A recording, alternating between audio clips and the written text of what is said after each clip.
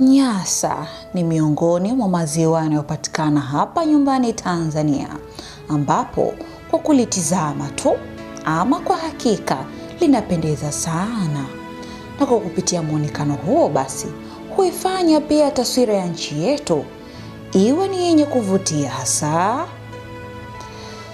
Lakini uzuri wa ziwa Nyasa haujaishia tu katika kupendezesha taswira, bali kama nchi imekuwa ikijipatia faida kubwa kupitia vile vinavyopatikana katika ziwa hilo.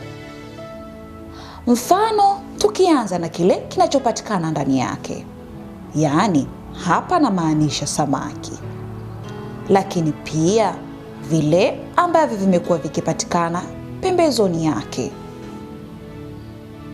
ambavyo miongoni mwa hivyo ni pamoja na bandari. Kumekuwa na bandari kadhaa ambazo zimekuwa zikizunguka ziwa hilo, ambapo miongoni mwa bandari hizo ni pamoja na Kiwira. Kuna vingi sana vinapatikana katika bandari ya Kiwira, ikiwa makao makuu ya bandari zote zinazopatikana katika ukanda wa ziwa Nyasa, ambapo sisi kama timu ya Tanzania Panorama Media hatukuwa na budi ya kumtafuta meneja wa bandari hizo zinazopatikana katika ukanda huo, ili aweze kutujuza kiundani kabisa kuhusiana na undani wa mazingira na utendaji kazi kuhusu bandari ya Kiwira. Na hapa sasa twende kwa pamoja kwenda kutazama mahojiano ambayo mimi nilifanikiwa kufanya na meneja wa bandari za ziwa Nyasa. Naitwa Nasma Mayunga. Tafadhali ongozana nami kuanzia sasa mpaka pale nitakapotamatisha. Karibu. Leo sisi kama timu ya Tanzania Panorama Media tumefika hapa ofisini kwa meneja wa bandari zote zinazopatikana katika ukanda wa ziwa Nyasa. Tuko hapa kwa ajili ya jambo moja tu, kutaka kufahamu nini ambacho kinaendelea katika ukanda wa bandari zile zinazozunguka ukanda huo, lakini pia zaidi tutapata kufahamu kiundani zaidi kuhusiana na makao makuu ya bandari zote zinazopatikana ukanda wa ziwa Nyasa. Hapa namaanisha bandari ya Kiwira. Na upande wangu hapo wa kushoto ni meneja. Meneja, habari yako? Salama kabisa. Uko vizuri kabisa? Naam. Pole na majukumu. Asante sana. Sisi kama timu ya Tanzania Panorama Media tumefika hapa kwa ajili ya kutaka kufahamu kuhusiana na majukumu yako kwa ujumla, kuhusiana na jinsi ambavyo unaendesha shughuli zako za usimamizi wa bandari hizi zinazozunguka ukanda wa ziwa Nyasa. Lakini kwa kuanza tu, mimi nakufahamu, lakini ningetamani mtazamaji akusikie mwenyewe kujitambulisha vizuri kabisa pale. Asante sana ndugu mtangazaji, naitwa Erasto Lugenge, ni meneja wa bandari za ziwa Nyasa. Okay. Kwa kuanza, kuhusiana na wewe kama meneja wa bandari za ziwa Nyasa, lengo la kufika hapa ni kutaka kufahamu kuhusiana na bandari ya Kiwira. Pengine kwa kuanza, tunatamani kufahamu historia ya bandari ya Kiwira. Imeanzishwa mwaka gani, lakini pia malengo ya kuanzishwa bandari hii yalikuwa ni yapi? Asante sana ndugu mtangazaji. Bandari ya Kiwira ilijengwa mwaka 2015. Ilianza kwa kujenga gati, lakini baadaye 2016 ikaja kujengwa paving block, na baadaye ikaja kujengwa passenger lounge. Na madhumuni ya kujenga bandari ya Kiwira ilikuwa ni kwa ajili ya kuhudumia shehena ya mizigo ya makaa ya mawe, gypsum, lakini pia na kuhudumia abiria. Bandari ya Kiwira ndio tunaweza tukasema makao makuu ya bandari zote za ukanda. Pengine wewe kama meneja unaweza kumpa mtazamaji pengine sababu kwa nini Kiwira ikawa kama bandari kuu, kwa maana makao makuu ya bandari zote zinazopatikana ziwa Nyasa? Kwa wakati ule ililazimika iwe makao makuu ya bandari za ziwa Nyasa kwa sababu ya upatikanaji wa shehena kubwa ya makaa ya mawe, kama nilivyosema hapo awali kwamba gypsum na huduma za abiria, ikaonekana kuna umuhimu wa kuifanya iwe makao makuu kwa wakati ule. Kwa hiyo ni kutokana na kiwango kikubwa sana cha shughuli zilizokuwa zinafanyika. Sawa. Pengine kwa upande wa gharama ambazo zilitumika kujenga bandari hiyo? Asante sana ndugu mtangazaji. Kama nilivyosema, bandari ya Kiwila ilijengwa kwa awamu tofauti tofauti. Nimeainisha kwamba ilianza kujengwa gati, baadaye paving blocks, lakini baadaye na sehemu ya kupumzika abiria. Gharama ambazo zilitumika ni kiasi cha takriban shilingi za Kitanzania bilioni 5.8. Bilioni 5.8. Tukirudi kwa upande wa faida ambazo zilipatikana mara baada ya bandari ya Kiwila kutengenezwa, kwa upande wa kijiji kile ambacho kwa kijiji kile ambacho inapatikana bandari ya Kiwila, lakini pia na vijiji vijirani ambavyo viko vinavyozunguka bandari ya Kiwila, pengine walikuwa nafaidikaje kutokana na kuwepo kwa bandari hiyo? Kwa kweli wakazi wa Kiwila na vijiji vya jirani walipata faida katika maana ya kwamba ujenzi wa ile bandari uliwawezesha kusafirisha mazao ya kilimo na bidhaa mbalimbali kutoka sehemu moja kwenda nyingine, lakini pia iliongeza mapato kwa wananchi kupitia fursa za ajira na biashara, na pia imeunganisha wilaya ya Kyela na mikoa jirani na nchi jirani za Malawi na Msumbiji, lakini pia wamepata faida ya huduma ya usafiri wa abiria na kuwawezesha kuhama kutoka kwenye sehemu moja kwenda sehemu nyingine katika mwambao wa ziwa Nyasa. Okay. Pengine bidhaa mama nyingine ambazo zilikuwa zinapatikana zaidi katika bandari ya Kiwila ni zipi, ama ni hizo tu? Ni bidhaa hizo, lakini pia kwa kuna usafirishaji wa nguzo za umeme kutoka bandari ya Kiwila kwenda kwenye wilaya na mikoa jirani, na kama nilivyosema, bidhaa makaa mawe na gypsum na ambao ni malighafi ya kutengenezea simenti.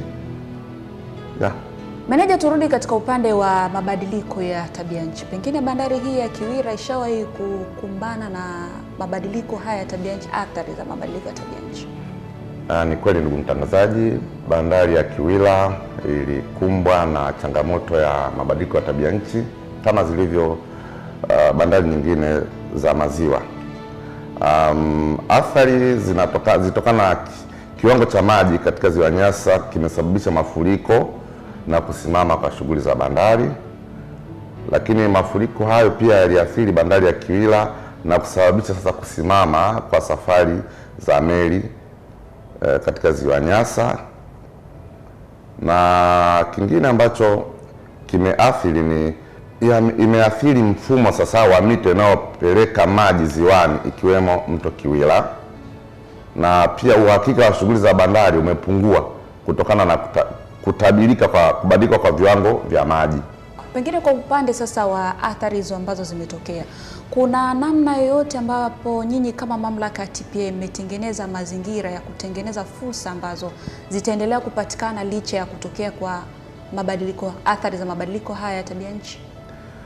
Naam, kama TPA tumefanya yafuatayo. Kwa mfano, kuna utekelezaji wa mpango kabambe wa kudhibiti mafuriko unaojumuisha kuweka alama za viwango vya maji, kuboresha mifumo ya mifereji na kuainisha njia mbadala za upakiaji na ushushaji wa shehena. Lakini pia kuna upimaji wa kina cha maji kwenye magati ya Kiwila, Itungi, Manda na Liuli. Vile vile tuna ushirikiano wa karibu na kampuni ya meli Tashiko kuhakikisha kuwa tunarejesha safari za meli ambazo zilikuwa zimesimama. Tuna MV Mbeya 2, MV Njombe na nyinginezo. Okay. Lakini jingine tumewekeza katika miundombinu ya kisasa ya bandari ikiwemo ujenzi wa magara na vifaa vya kisasa ili kuepuka athari za mabadiliko ya tabia nchi. Meneja, hapo katika upande wa mabadiliko ya tabia nchi tunafahamu pia kwamba maziwa haya na mito kuna ile hali ya kina kuongezeka lakini pia kupungua, ni moja kati ya mabadiliko ya tabia nchi. Pengine labda sasa katika upande wa hizi athari hamjafikiria labda kuongeza kina ili kurahisisha hata zile meli kubwa kuweza kutua katika bandari hizi? Naam, TPA ipo kwenye mpango wa kujenga miundombinu inayostahimili mabadiliko ya tabia nchi kwa kutumia viwango vya kimataifa. Okay. Lakini pia kuwekeza katika teknolojia za kisasa za ufuatiliaji wa viwango vya maji na mifumo ya tahadhari mapema. Vile vile kuimarisha ushirikiano na wadau wa kitaifa katika kukabiliana na mabadiliko ya tabia nchi, kuainisha njia mbadala za upakiaji na ushushaji wakati wa majanga ya asili kama ambavyo yapo sasa hivi. Lakini la mwisho, tunahamasisha matumizi ya nishati safi na uchumi wa kijani katika shughuli za bandari. Kwa upande wa jamii ambao wanafaidika kwa kiasi kikubwa na bandari hizi, pengine mnawaahidi kitu gani katika kipindi hiki ambacho bandari hii imekumbana na changamoto? Tunapenda kuwapa matumaini kwamba tafiti zinaendelea kutathmini athari za mabadiliko ya tabia nchi na kubuni mikakati madhubuti ya kukabiliana nayo. Lakini pia ujenzi wa bandari mpya ya Mbamba Bay umeundwa kwa kuzingatia mabadiliko ya viwango vya maji kwa miaka 50 ijayo. Lingine ni kwamba TPA imejipanga kuwekeza katika miundombinu inayostahimili mabadiliko ya tabia nchi. Lakini la mwisho, tuna ushirikiano na wadau wa kitaifa na kimataifa ikiwemo Trademark East Africa ambao wamesaidia kuandaa mpango wa vitendo wa bandari ya kijani, Green Port Action Plan. Pengine kuna utaratibu wote ambao mmeweka kwamba hata athari hizi zikitokea kwa kipindi cha muda gani hakutoweza kuathiri miundombinu? TPA inatekeleza mikakati ifuatayo kukabiliana na hiyo hali. Kwanza ni upimaji wa kina cha maji kwenye magati ya Kiwila, Itungi, Manda na Liuli unaendelea. Lakini utekelezaji wa ujenzi wa bandari mpya ya Mbamba Bay yenye uwezo wa kuhudumia meli kubwa zenye deadweight ton 5,000. Lakini vile vile tuna uboreshaji wa miundombinu ya magati na viambata ili kuongeza ufanisi wa kutia nanga. Pia ufuatiliaji wa mara kwa mara wa mabadiliko ya kina cha maji kurekebisha mikakati ipasavyo. Lakini la mwisho, tuna ushirikiano na wataalamu wa maji na hali ya hewa kutabiri mabadiliko ya viwango vya maji. Meneja, kwa kumalizia, kwa sasa Kiwira ndio makao makuu.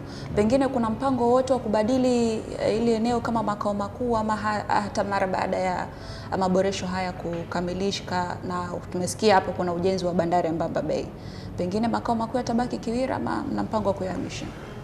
Mpango wetu ni kuhakikisha kwamba makao makuu ya bandari za Ziwa Nyasa yanahamia Mbamba Bay ambako kumejengwa bandari ya kisasa kabisa, na ni bandari ambayo ni ya kimkakati kama mnavyofahamu. Upande wa ushoroba wa kusini katika maana Southern Corridor kutakuwa kuna ujenzi wa reli kutoka Mtwara kuunganisha mpaka Mbamba Bay. Kwa hiyo ni dhahiri kwamba makao makuu yatahamia Mbamba Bay. Sawa, meneja, kwa kumalizia, mwambie lolote pale mtazamaji, wewe kama meneja wa bandari zote zinazopatikana ukanda wa Ziwa Nyasa. Nashukuru sana ndugu mtangazaji. Napenda kuhakikishia wadau na wananchi wanaotumia bandari za Ziwa Nyasa, hususan bandari ya Kiwila, kwamba TPA hatujasalimu amri. Pamoja na mabadiliko ya tabia nchi, tunapambana kadri inavyowezekana kuhakikisha kwamba hali inarudi katika hali yake ya kawaida, na tunaamini hili linawezekana. Lakini pia nichukue fursa hii kuishukuru serikali ya awamu ya 6 chini ya Mheshimiwa Daktari Samia Suluhu Hassan kwa kutoa kipaumbele kuimarisha bandari za Ziwa Nyasa. Mimi nikushukuru sana. Asante sana. Nikutakia majukumu mema. Haya, mtazamaji, mpaka kufikia hapa mimi sina la ziada.